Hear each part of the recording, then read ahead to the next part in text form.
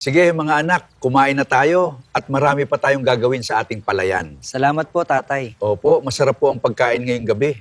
Ama, maaari ko na bang kunin ang aking mana? Aalis ako at hahanapin ko ang akong kapalaran sa bayan. Ayokong habang buhay na matali sa pagsasaka. Ngunit anak, wala kang karanasan sa ibang bayan, baka mahirapan ka lang doon. Mag-ingat ka sana sa iyong paglalakbay at huwag mong kalimutan ang iyong mga natutunan sa buhay. Hindi, Ama. Hindi ako uuwi hanggat hindi ako nagtatagumpay. Kailangan ko itong gawin para sa ating kinabukasan at hindi ako titigil hanggat hindi ko naaabot ang aking mga layunin. Paalam ama, aalis na po ako. Mag-iingat ka anak, lagi mong tatandaan na mahal kita at ipagdarasal ko ang iyong kaligtasan sa iyong paglalakban ngayon. Hello, Pogi. Gusto mo bang sumama sa amin para magsaya? Aba, gaganda nyo naman. Saan ba tayo pupunta? Ang saya naman ng pagyayaya nyo sa akin ngayong araw na to. Ang ganda naman dito. Sige, magpapakasaya tayo, kakain ng masarap at maglalasing tayo. Huwag kayong mag-alala, marami akong pera.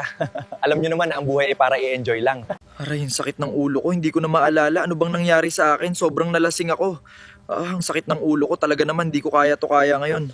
Hala, patayin ako nito. Wala na akong pera. Naubos na ang minana ko kay ama. Kailangan ko na talagang maghanap ng trabaho para mabuhay ako ngayon.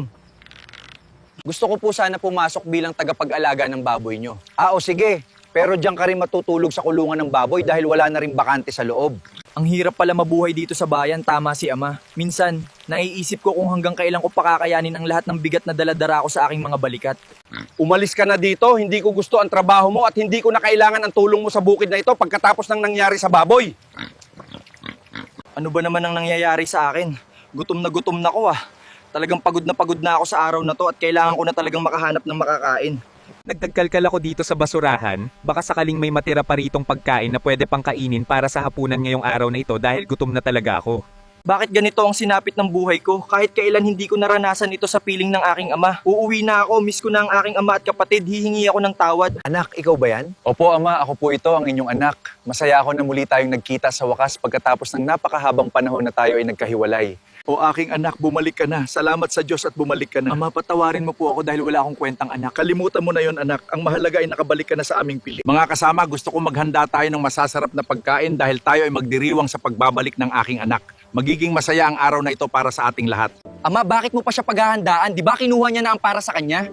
Bakit kailangan pa nating magsikap para sa taong wala namang pagpapahalaga sa atin? Anak, hindi ka ba nagagalak na bumalik na ang iyong kapatid? Dapat tayo magdiwang sa pagbabalik niya. Bakit ganoon? Ako na laging nasa tabi mo at laging sumusunod sa utos mo. Kahit kailan hindi mo man lang ako pinaghanda o pinagdiwang ng katulad nito. Pakiramdam ko ay hindi mo napapansin ang mga bagay na mahalaga sa akin at Anak ko, ikaw ay laging kasama ko at ang lahat ng mayroon ako ay iyo.